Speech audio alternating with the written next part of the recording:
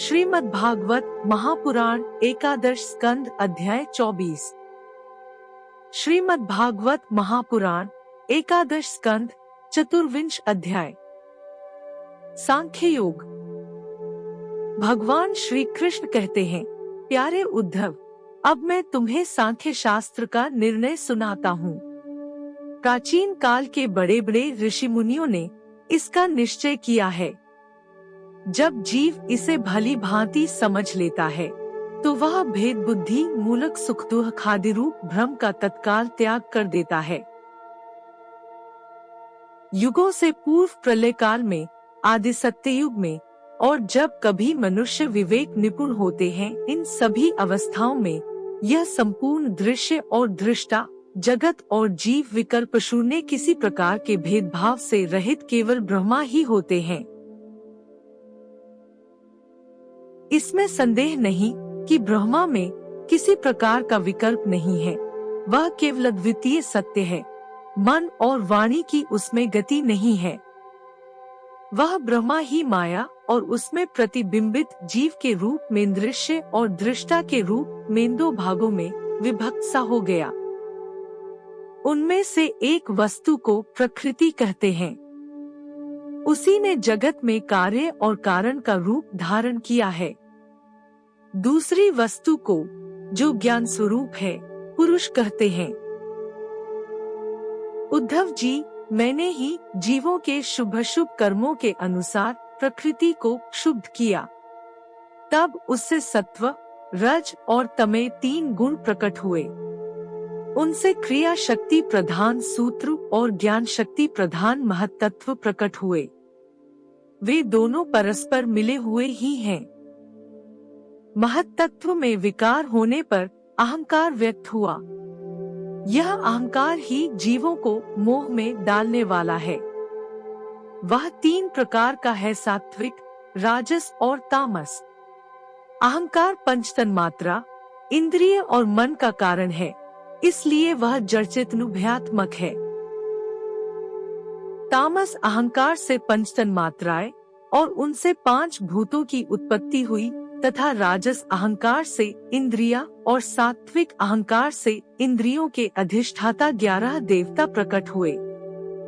ये सभी पदार्थ मेरी प्रेरणा से एकत्र होकर परस्पर मिल गए और इन्होंने यह ब्रह्मांड रूप अंड उत्पन्न किया। यह अंड जल में स्थित हो गया। तब मैं नारायण रूप से इसमें विराजमान हो गया। मेरी नाभि से विश्वकमल की उत्पत्ति हुई। उसी पर ब्रह्मा का आविर्भाव हुआ।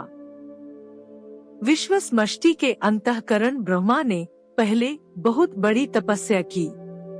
उसके बाद मेरा कृपा प्रसाद प्राप्त करके रजोगुण के द्वारा भुवः स्व अर्थात पृथ्वी, अंतरिक्ष और स्वर्ग, इन तीन लोकों की और इनके लोकपालों की रचना की। देवताओं के निवास के लिए स्वर्लोक, भूत प्रेतादि के लिए भुवरलोक, अंतरिक्ष और मनुष्य आदि के लिए भूलोक, पृथ्वीलोक का निश्चय किया गया।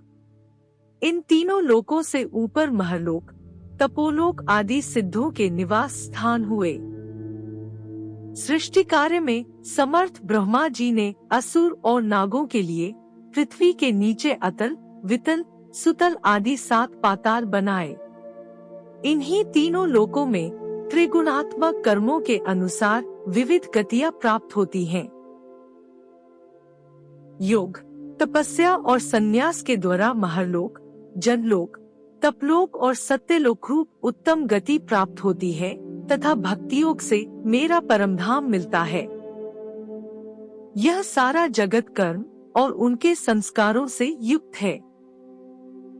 मैं ही काल रूप से कर्मों के अनुसार उनके फल का विधान करता हूँ। इस गुण प्रवाह में पड़कर जीव कभी डूब जाता है और कभी ऊपर आ जाता है। कभी उसकी अधोगति होती है और कभी उसे पुण्यवश उच्च गति प्राप्त हो जाती है। जगत में छोटे बड़े, मोटे पतले जितने भी पदार्थ बनते हैं, सब प्रकृति और पुरुष दोनों के संयोग से ही सिद्ध होते हैं।